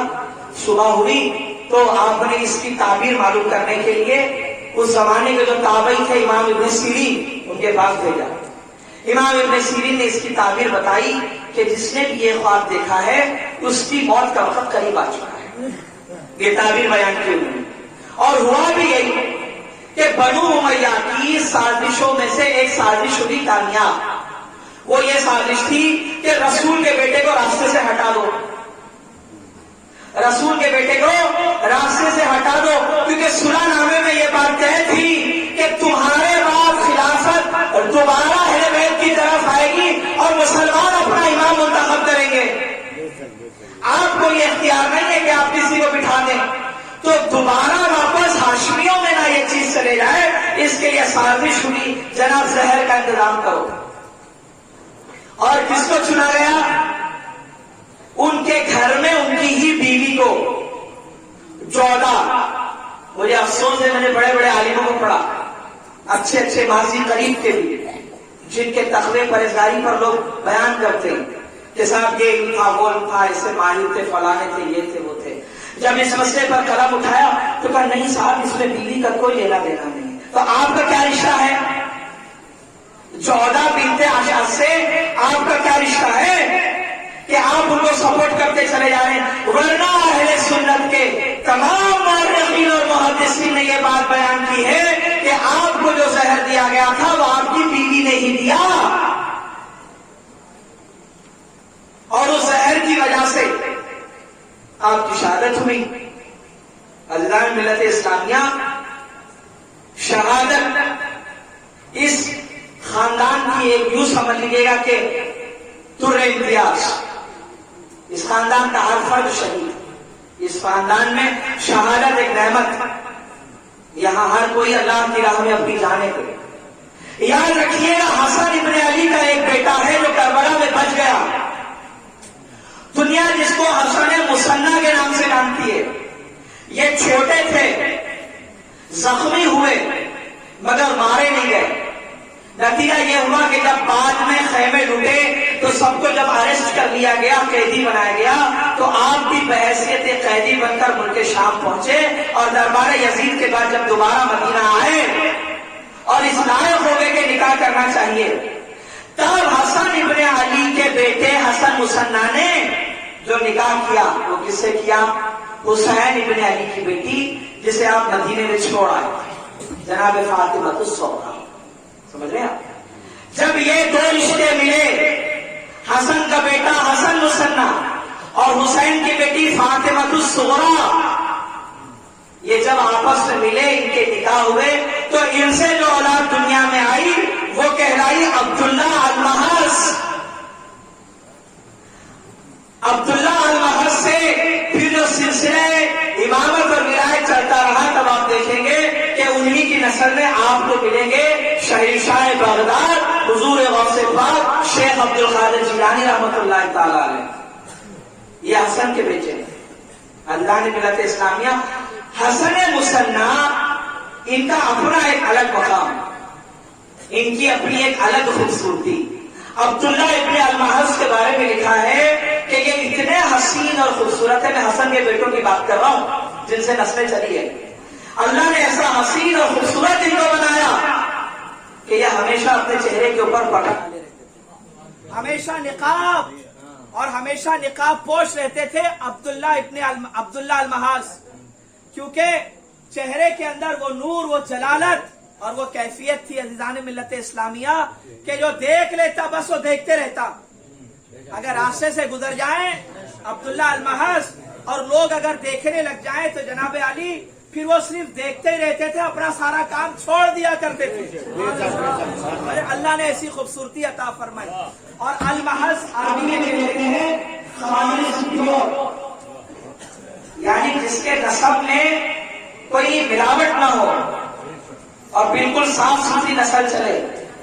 تو آپ دیکھ سکتے ہیں کہ یہاں سے حسن کا بیٹا، وہاں سے حسین کی بیٹی، بیچ میں کوئی نہیں۔ جب اللہ کے فضل سے دونوں ملے تو صاف ستھری نسل عبداللہ المحض کے ذریعے دنیا میں آئی۔ اللہ رب العالمین نے حسن ابن علی کو اور بھی اولادوں سے نوازا تھا، کیونکہ 9 شادیاں کی تھی آپ نے، 9 نکاح کیے تھے، تو اللہ نے اور بھی اولادیں دی، لیکن ان اولادوں میں 4 اولادیں ایسی ہے جو اپنے چچا حسین کے ساتھ کربلا کے میدان میں شہید ہوئی۔ ہم جناب قاسم کی شہادت پڑھتے ہیں، اس کی وجہ یہ ہے کہ قاسم کی شہادت سب سے دردناک ہے، اتنی دردناک ہے کہ جب مورخین نے لکھا بھی نا تو وہ کہتے ہیں کہ ہمارے قلم ساتھ نہیں دیتے کہ ہم جملے لکھیں کیسے، ایسی دردناک شہادت جناب قاسم۔ حسن کے اور بھی بیٹے ہیں کربلا میں حسین کے ساتھ جنہوں نے اپنی قربانیاں دی ہے اللہ کی راہ۔ ایک نام ہے ابو بکر، حسن کا بیٹا ابو بکر، یہ نام ہے۔ اچھا، یہ نام ایسا نام ہے کہ جو انکار کرتے رہتے ہیں رات دن، وہ بھی اس سے جاننا چھڑا سکے، وہ بھی اس سے جاننا چھڑا سکے۔ آخر ماننا پڑا کہ حسن نے ابو بکر نام رکھا، پتا یہ چلا کہ حسن نے ابو بکر نام رکھ کے بتا دیا کہ یہ وہ لوگ ہیں جنہوں نے ہمیشہ اہل بیت کی عزت قدر کی۔ ابو بکر ابن حسن یہ ایک اولاد ہے جو کربلا میں شہید ہوئی۔ ایک بیٹا ہے حسن کا جس کا نام ہے احمد ابن حسن، یہ بھی شہید ہوئے، اور ایک بیٹا ہے عبداللہ اکبر، یہ بھی شہید، اور ایک ہے عبداللہ اصغر، یہ بھی شہید۔ یہ 4 بیٹے، اور 5واں بیٹا قاسم، جن کی شہادت عام طور پر محرم میں پڑھی جاتی ہے۔ لیکن اللہ نے ملت اسلامیہ میں جناب قاسم کی شہادت پر اختتام کرنے جا رہا ہوں، لیکن ان کی شہادت کے بارے میں ہلکی سی بات کروں آپ کے ساتھ۔ شہادتوں کا جب سلسلہ شروع ہوا تو جب ساتھیوں نے اپنی اپنی شہادتیں پیش کر دی تو اب باری آئی اہل بیت کی۔ تب اہل بیت جو ہے وہ اللہ کی راہ میں اس کے دین کی سربلندی کے لیے آگے جا رہے ہیں۔ فیضان ملت اسلامیہ کلیجے پہ پتھر رکھ کے حسین ابن علی نے اپنے بھائی کے نشانیوں کو اجازت دی کہ تم میدان میں رہو، کلیجے پہ پتھر۔ جب جہاد شروع ہوا تو حضرت احمد ابن حسن نے، حسن کے بیٹے، اجازت مانگی۔ امام نے بھیگی ہوئی آنکھوں سے اجازت دی، کہا بیٹے جاؤ، کیونکہ امام جانتے تھے کہ شہادتیں طے ہے آج کے لیے، روک نہیں سکتے خیموں میں۔ امام نے دے دی اجازت، کا جاؤ۔ جناب احمد ابن حسن، احمد جان نے خیمے سے نکلے اور جب گھوڑے پہ سوار ہو کے میدان میں پہنچے تو انہوں نے جو رزم پڑھی تھی اس کے الفاظ کا ترجمہ یہ ہے کہ انہوں نے کہا کہ لوگوں سنو، میں حسن کا بیٹا اور علی کا پوتا ہوں، نام ہے میرا احمد، میں اپنی تلوار سے وہ حملے کروں گا آج کے دن کہ تمہاری نسلیں یاد رکھیں گی۔ مورخین لکھتے ہیں کہ احمد نے بڑی بہادری کے ساتھ مقابلہ کیا اور ایک نہیں، دو نہیں، 80 لوگوں کو مار گرایا، 80 لوگ، اور حسن کا بیٹا۔ اور جب وقت شہادت قریب آیا تو تاریخ بتاتی ہے کہ جب یہ بھی گھوڑے سے گرے تو جو الفاظ تھے وہ زبان پر تھے، الاتش، چچا پانی۔ اللہ نے ملت اسلامیہ یہ بھائی کی دردناک شہادت کے بعد جب دوسرے بھائیوں نے دیکھا تو ان کے اندر بھی ایک جوش پیدا ہوا کہ جب ایک بھائی نہ رہا اور چچا پر اس نے اپنی جان قربان کر دی۔ حسین لاشا لے آئے خیمے میں، اب دوسرے تیار ہو رہے ہیں، ابو بکر ابن حسن۔ ابو بکر میدان کربلا میں حسن کا بیٹا ہے اور علی کا پوتا۔ روایت کے الفاظ ہیں کہ یہ قاسم سے تھوڑے بڑے تھے عمر میں اور انہوں نے بھی جہاد کیا اور لڑتے رہے یہاں تک کہ شہید ہوئے، اور ان کے بھی لاشیں کو امام اپنے خیمے میں لے آئے۔ پھر باری آئی عبداللہ اکبر کی، انہوں نے بھی قربانی پیش کی، اللہ نے ملت اسلامیہ۔ لیکن جب باری آئی عبداللہ اصغر یعنی چھوٹے عبداللہ کی جو حسن کے بیٹے ہیں، امام طبری تاریخ کے اندر لکھتے ہیں، ایک بڑا عجیب سا جملہ لکھا۔ امام طبری فرماتے ہیں کہ جب حسین گھوڑے سے گرے، اس شہادت کو سمجھیے گا، جب حسین گھوڑے سے گرے اور عنقریب شمر جب ان کے اوپر بیٹھنے والا تھا تو اچانک حسین نے دیکھا کہ خیمے سے ایک بچہ تلوار لے کے دوڑتا دوڑتا میدان میں آیا، اور جیسے ہی حسین نے دیکھا کہ بچہ آ رہا ہے تو غور سے دیکھا تو پتا چلا کہ یہ میرے بھائی حسن کی نشانی عبداللہ اصغر ہے۔ روایت کے الفاظ ہیں کہ جناب عبداللہ اصغر دوڑتے ہوئے آئے اور حسین کے سینے کے اوپر قریب پہنچے اور کہا بدبخت اپنی تلوار پیچھے لے، ارے میرے چاچا پہ حملہ کرنے والے۔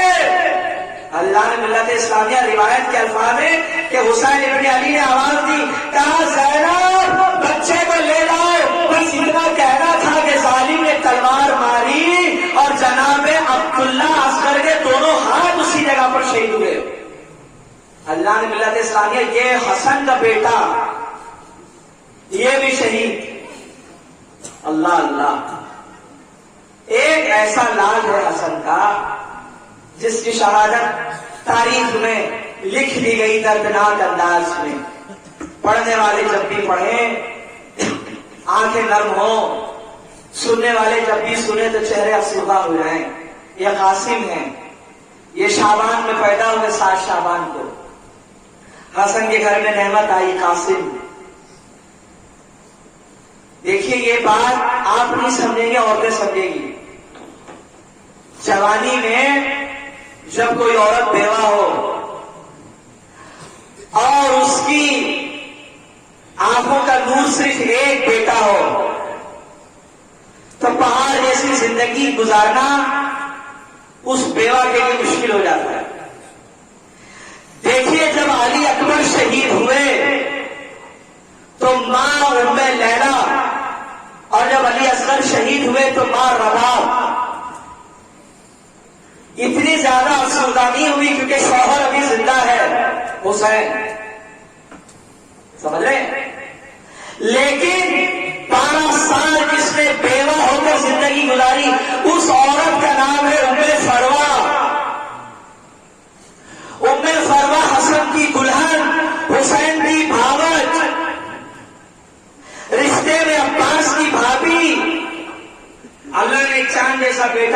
قاسم جب حسن دنیا سے جا رہے تھے تو بستر پر لیٹ گیا، کہا فروا قاسم کو لے آؤ۔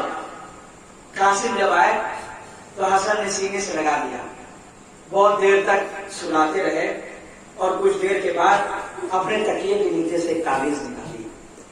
اندران ملت اسلامیہ وہ تعویذ فروا کو دی اور کہا فروا دیکھنا جب قاسم بڑا ہونے لگے اور جب بھی اس کو کوئی تکلیف یا مصیبت آئے تو کہنا یہ تعویذ کھول کے پڑھ لے، اس میں اس تکلیف کا حل ہے، اس کا علاج۔ اللہ اللہ، جناب ام فروا نے حسن کے بعد اس تعویذ کو سنبھال کر رکھا۔ روایت کے الفاظ ہیں کہ قاسم کے کبھی وہ تعویذ ہاتھ میں ہوتا تھا تو کبھی گلے میں۔ قاسم بڑھتے چلے گئے، عمر کے حساب سے وہ تعویذ ہاتھ سے ہوتے ہوتے گلے میں آ گیا۔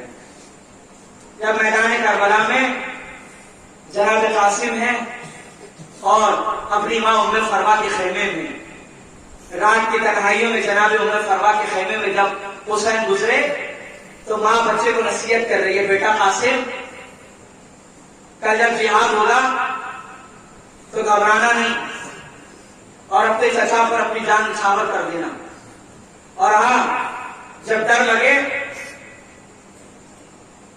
تو پھر یہ تعویذ کھول کے پڑھ لینا، اس میں تمہارے باپ نے یعنی حسن نے وہ وظیفہ لکھا ہے کہ اس کی وجہ سے تمہارا ڈر اور خوف دور ہو جائے گا۔ اب جب صبح جہاد کا سلسلہ شروع ہوا اور ایک کے بعد ایک جب سب شہید ہونے لگے تو حسن قاسم بار بار شہیدوں کو دیکھتے تھے اور ایک نظر اپنے چچا حسین کو، گویا یہ کہنا چاہتے ہیں کہ چچا آپ کو اجازت دے دیجیے کہ اب میں چلوں۔ بار بار جب بھی جائیں تو حسین لوٹا دیں کہ نہیں جاؤ، خیمے میں چلے جاؤ، اب اجازت نہیں۔ پھر جب جائیں تو حسین دوبارہ لوٹا دیں۔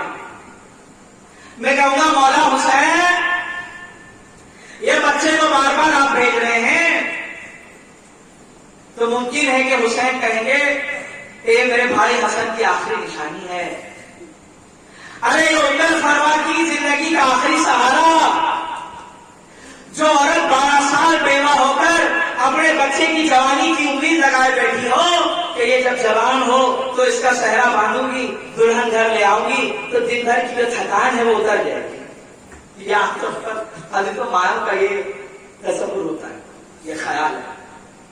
ام فروا نے بھی ایسے ہی سوچا تھا، قاسم کے لیے خوبصورت اور حسین تھا اور ان کی خوبصورتی اور ان کے حسن کا ذکر تو میدانی کربلا میں یزید کے فوجیوں نے کیا۔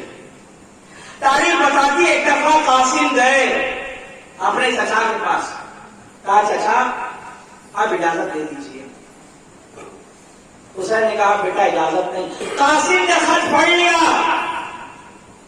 اس میں لکھا ہوا تھا کہ یہ خط ہے بھائی حسن کی طرف سے حسین کے نام، بسم اللہ الرحمن الرحیم۔ بھیا حسین یہ قاسم میرے آنکھوں کا نور، ارے ام فروا کی زندگی کا ارے آخری سہارا، بھیا جب کربلا میں جانا تو جب قاسم تم سے اجازت لینے آئے تو یوں سمجھنا کہ یہ میری طرف سے یہ میں ہدیہ بھیج رہا ہوں، اسے قبول فرما لیجیے۔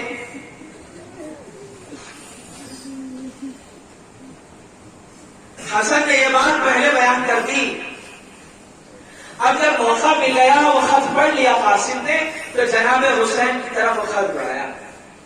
اب جب آخری دفعہ زندگی میں وہ تحریر جب اپنے بھائی کی پڑھی تو اب حسین کے صبر کا مادہ ختم ہو گیا۔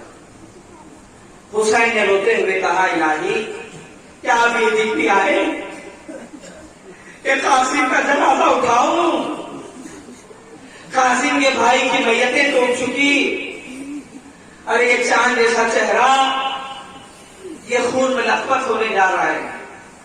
حسین نے اجازت دی، کہا بیٹا جاؤ۔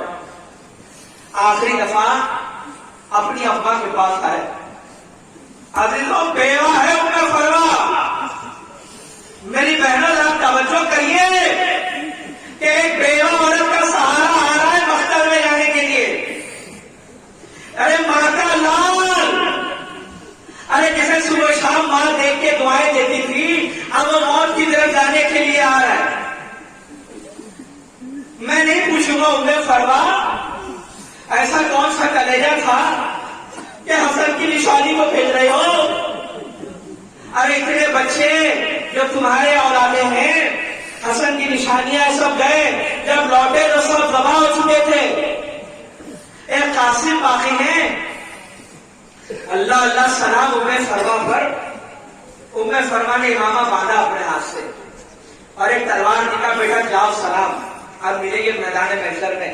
ہمت کے ساتھ جب قاسم باہر نکلے تو تاریخ بتاتی ہے، کیسیدی نے روایت کیا کہ میں نے ایک نوجوان بچہ دیکھا، جب وہ خیمے سے نکلا تو چہرہ اتنا چمکیلا تھا مانو ایسا لگتا تھا جیسے آسمان کے بادلوں میں سے کوئی چاند نکل آیا۔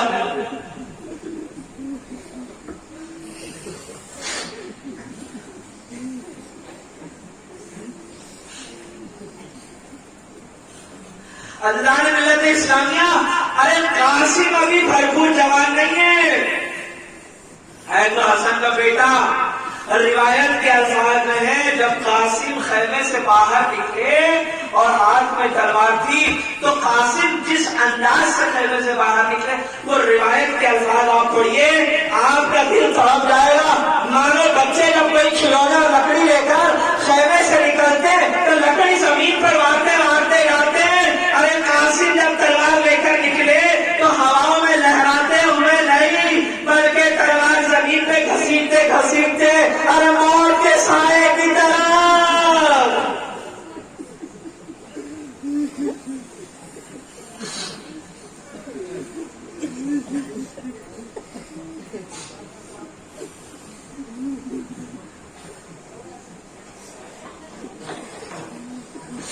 عزیزوں، ابھی حسن کا چراغ میدان کربلا میں مختلف باتیں تاریخ میں ہے، لیکن اب قاسم نے جہاد شروع کیا، لڑے بہادری کے ساتھ، مارتے رہے، لڑتے رہے، مارتے رہے اور جتنوں کو مارنا تھا مار ڈالا۔ عزیزان ملت اسلامیہ، پھر ایک وقت ایسا بھی آیا کہ یزیدی لشکر سے آواز آئی، ارے یہ ہے نوجوان، یہ اتنی آسانی سے ڈھیر نہیں ہوگا، یہ علی کی اولاد ہے، ایک ساتھ حملے کر دو۔ اللہ جب آواز آئی، ارے حسن کے یتیم پر کوئی گھوڑے لے کے دوڑا، ارے کوئی بھالے لے کے بیٹھا، ارے کسی نے تیر مارے، جب تیر لگے اچانک جناب قاسم گھوڑے سے زمین پر اور گرتے ہوئے آواز ہوئی، چچا حسین، ارے میری مدد کے لیے آئیے۔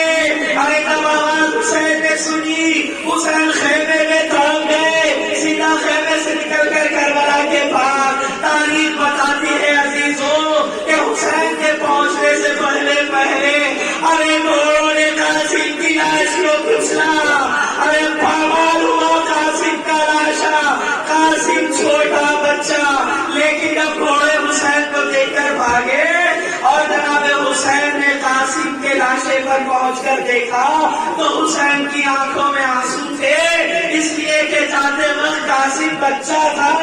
ارے جب گھوڑے کی ٹانگوں میں کچلا تو جسم کے حصے ٹوٹ ٹوٹ کر بکھر گئے۔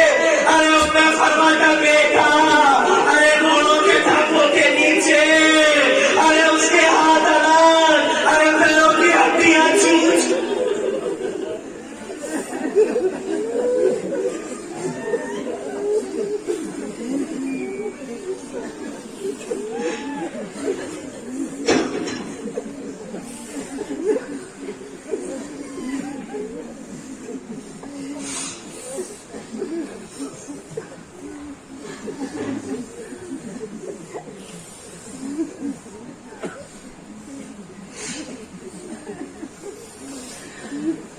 ملت اسلامیہ، مجھے نہیں پتا، تاریخ میں بھی یہ بات نہیں لکھی ہوئی کسی کتاب میں کہ جب قاسم کا لاشا گھر میں آیا تب فرما پہ کیا کی؟ میں یہ کہوں گا، اللہ فرما کی ہمت کو سلام۔ ارے بیٹے کے ٹکڑے ٹکڑے لاشے، ارے جس کے سر پر صحرا باندھنے کی آرزو میں اماں بیٹھی تھی، ارے چہرہ جدا جدا، ہاتھ الگ، پیر الگ۔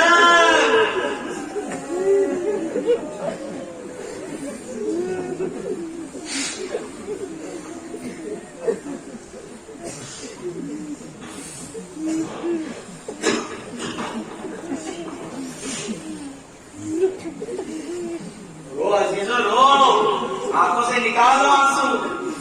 یہ حسین کے بھتیجے کے غم میں بہ رہے ہیں.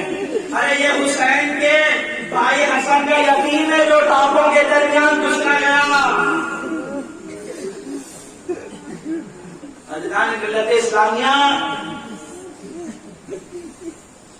قاسم نے اپنی شہادت پیش کر دی اور تاریخ میں اپنی شہادت درج کروائی. ایک دفعہ تاریخ کے الفاظ ہیں کہ جب جیسے ہی حسین کو دیکھا یزیدیوں نے جو قاسم کے لاشے کو پامال کر رہے تھے، گھوڑے دوڑا رہے تھے جناب قاسم کے لاش پر، تو جب حسین کو دیکھا کہ حسین تلوار سیدھے چلے آئے تو ڈر کے سب بھاگے، اور جیسے ہی بھاگے اور ذرا سی دھول ختم ہوئی تو حسین نے ایک منظر عجیب سا دیکھا.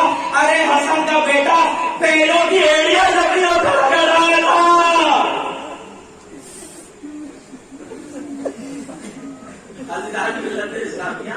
آپ سوچئے جب بچہ جس کے جسم کے اوپر گھوڑوں نے کچلا ہو اور وہ اگر انڈیا اپنی زمین پر پسر رہا ہو تو سوچ سکتے ہیں کہ کیا درد اور تکلیف ہوئی ہوگی.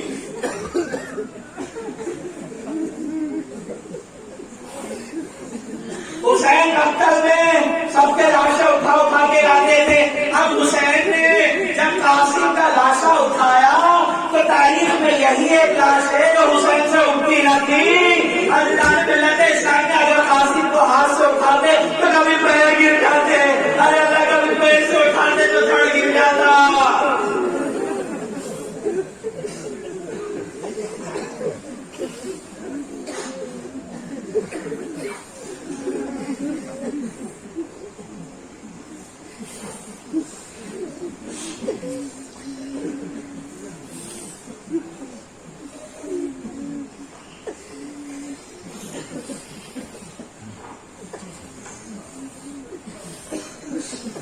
الہی ان آنکھوں سے نکلنے والے آنسو قبول کر لے جو حسن کے یتیم پہ بہ گئے.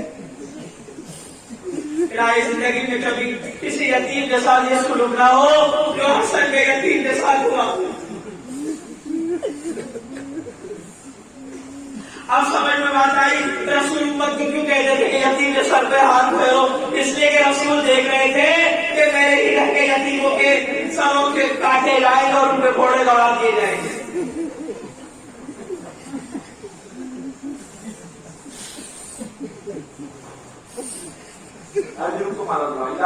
آپ کو آج قبول کریں آپ کے لیے افسردہ چہرے، قبول کریں آپ کے نکلنے والے آنسو اور نجات کا ذریعہ بن جائے جناب زہرا کے پاس اللہ کی بارگاہ میں. اللہ